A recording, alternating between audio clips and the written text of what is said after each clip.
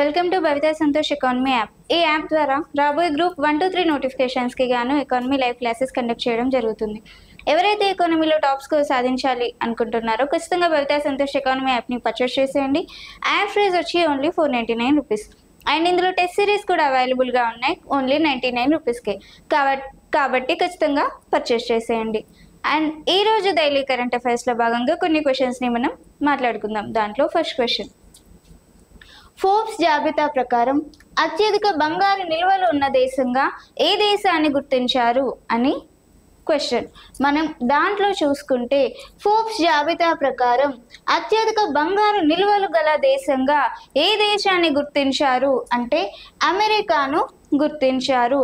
ఒక దేశ ఆర్థిక వ్యవస్థ అనేది ఆర్థిక స్థిరత్వాన్ని ఏ విధంగా కొలుస్తారు అంటే బంగారు నిల్వల ఆధారంగానే కొలుస్తారు. బంగారు నిల్వల ఆధారంగా కొలుస్తారు.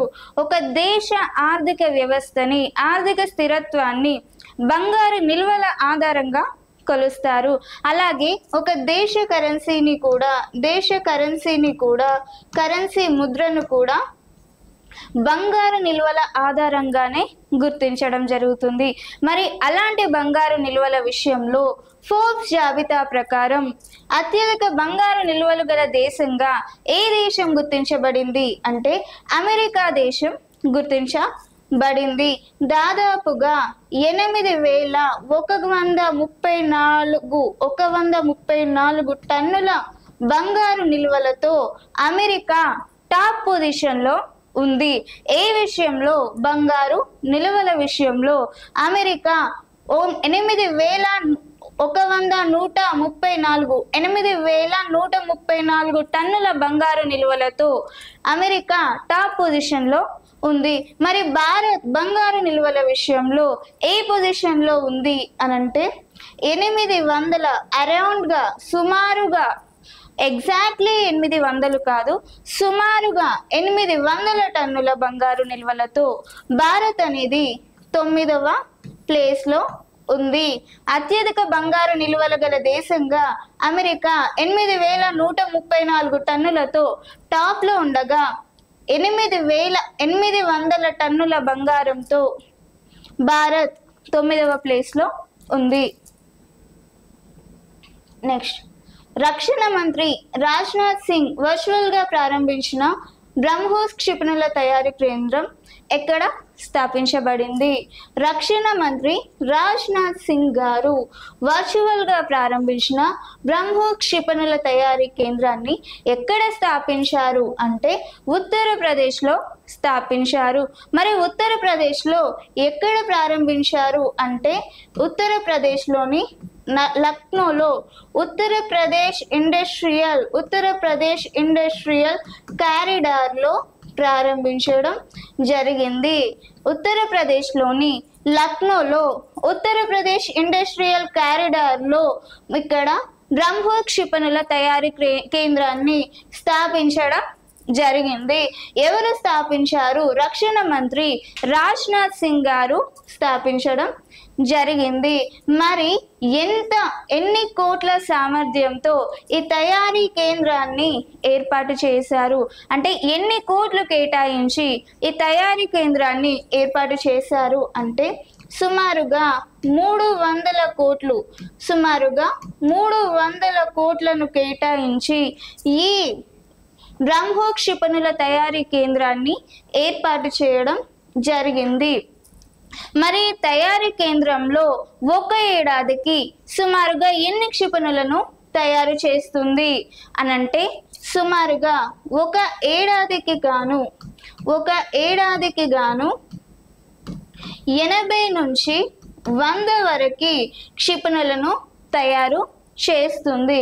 ఈ తయారీ రంగం ఎన్ని కోట్ల వ్యయంతో ఈ తయారీ రంగాన్ని ఏర్పాటు చేశారు అంటే సుమారుగా 300 కోట్లతో తయారు చేశారు.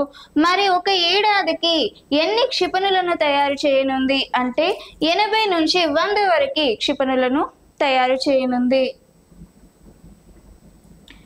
సైనికుల ప్రాణ నష్టాన్ని తగ్గించేందుకు ఏ సంస్థ సరిహద్దుల్లో హ్యూమనాయిడ్ రోబో అభివృద్ధిని చేసింది అంటే సైనికుల ప్రాణ నష్టాన్ని తగ్గించేందుకు రీసెంట్గా హ్యూమనాయిడ్ రోబోస్ని అభివృద్ధి చేయడం జరుగుతుంది. హ్యూమనాయిడ్ రోబోస్ అంటే ఇప్పుడు మనం రీసెంట్గా చూసిన రోబో 2.0 మూవీలో అమీ జాక్సన్ ఒక హ్యూమనాయిడ్ రోబో. తను ఒక హ్యూమనాయిడ్ రోబో అయినప్పటికీ తను చూడడానికి అచ్చం ఒక అమ్మాయిలానే కనిపిస్తుంది. సో అలాంటి హ్యూమనాయిడ్ రోబోలని సైనిక ప్రాణ నష్టం కలగకుండా సైనికులను రీప్లేస్ చేసే విధంగా ఒక హ్యూమనాయిడ్ రోబోలని సృష్టించడం జరిగింది. మరి ఏ సంస్థ వారు దీనిని అభివృద్ధి చేశారు అంటే డిఆర్డిఓ సంస్థ వారు. డిఆర్డిఓ సంస్థ ఆధ్వర్యంలో దీని అభివృద్ధి అనేది జరిగింది. డిఆర్డిఓ సంస్థ ఆధ్వర్యంలో రీసెర్చ్ అండ్ డెవలప్మెంట్ ఎస్టాబ్లిష్మెంట్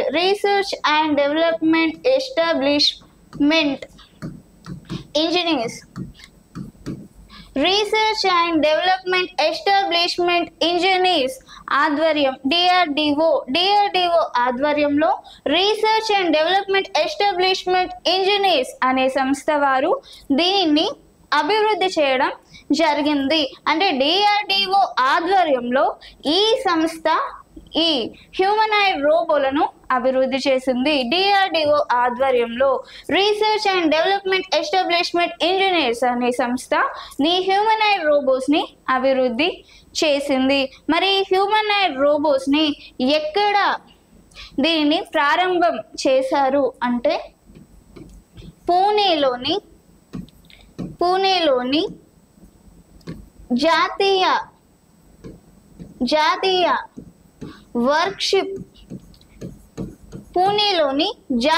వర్క్షిప్లో భాగంగా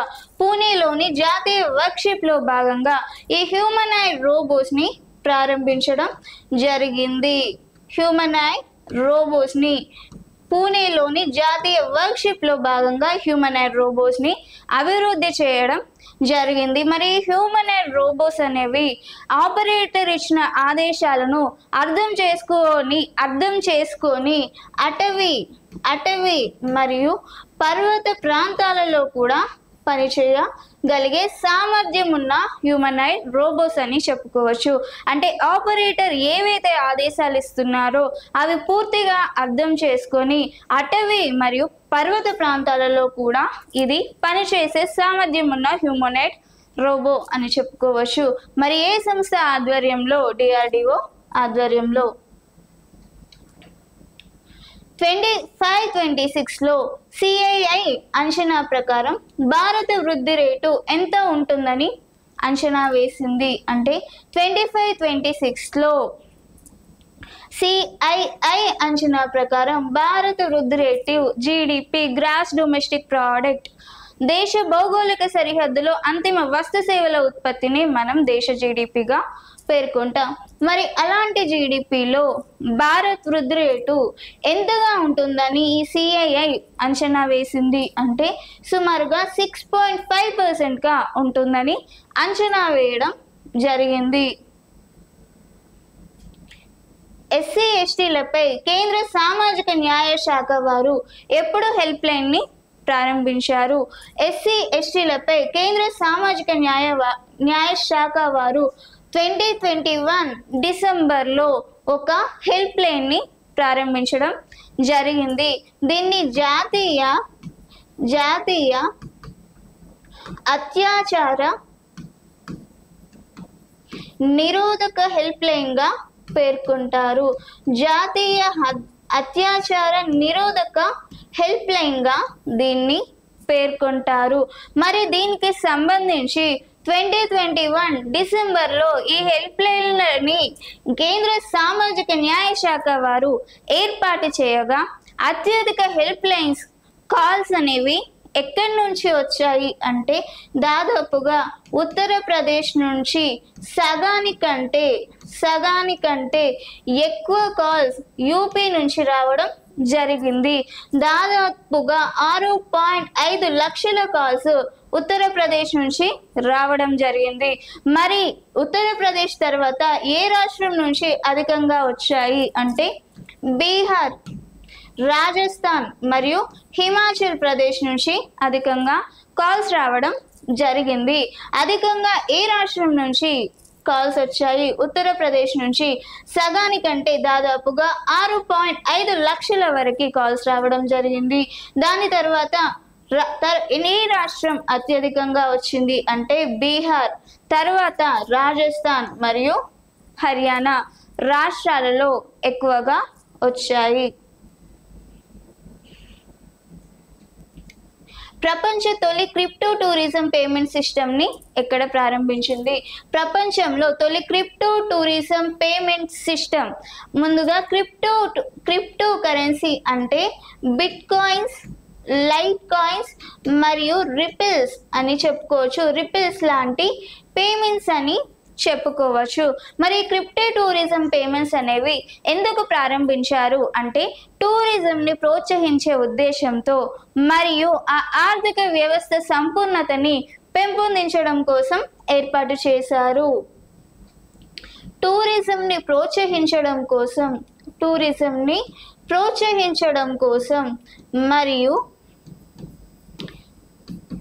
ఆ ఆర్థిక వ్యవస్థని టూరిజంని పెంపొందించడం కోసం మరియు దేశ ఆర్థిక వ్యవస్థని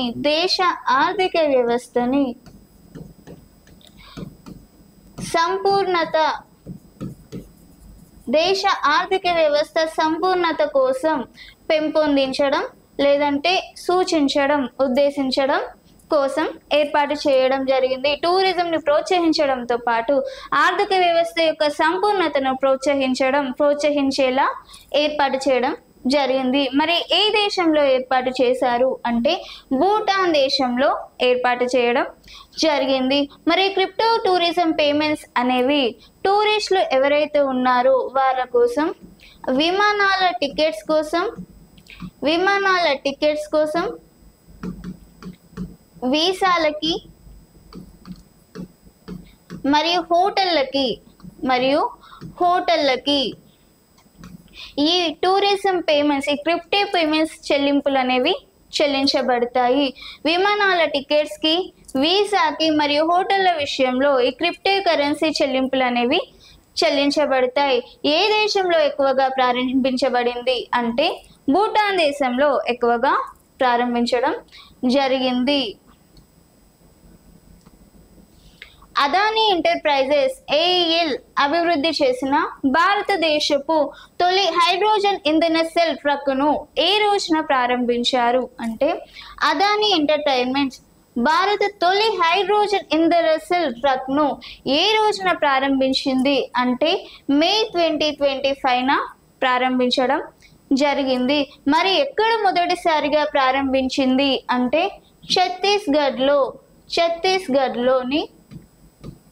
ఛత్తీస్గఢ్లోని రాయ్పూర్లో మొదటిసారిగా ఈ హైడ్రోజన్ ట్రక్ని ప్రారంభించడం జరిగింది. మరి ఛత్తీస్గఢ్లోని ఈ రాయ్పూర్లో ఈ హైడ్రోజన్ ట్రక్ని ఎవరు ప్రారంభించారు అంటే ఛత్తీస్గఢ్ సీఎం విష్ణుదేవ్ సాయ్ గారు దీన్ని ప్రారంభించడం జరిగింది. ఛత్తీస్గఢ్లోని రాయ్పూర్లో ఛత్తీస్గఢ్ సీఎం విష్ణుదేవ్ సాయ్ గారు దీన్ని మే 2025న ప్రారంభించడం జరిగింది. మరి ఈ ట్రక్లో 3 ట్యాంకులుండి 200 కిలోమీటర్ల సామర్థ్యంతో 400 టన్నుల బరువును మోయగల సామర్థ్యం ఉన్న ట్రక్ అని చెప్పొచ్చు. 3 ట్యాంకులతో 200 కిలోమీటర్ల పరిమితితో 400 టన్నుల బరువును మోయగలిగే సామర్థ్యం గల ట్రక్ అని చెప్పొచ్చు.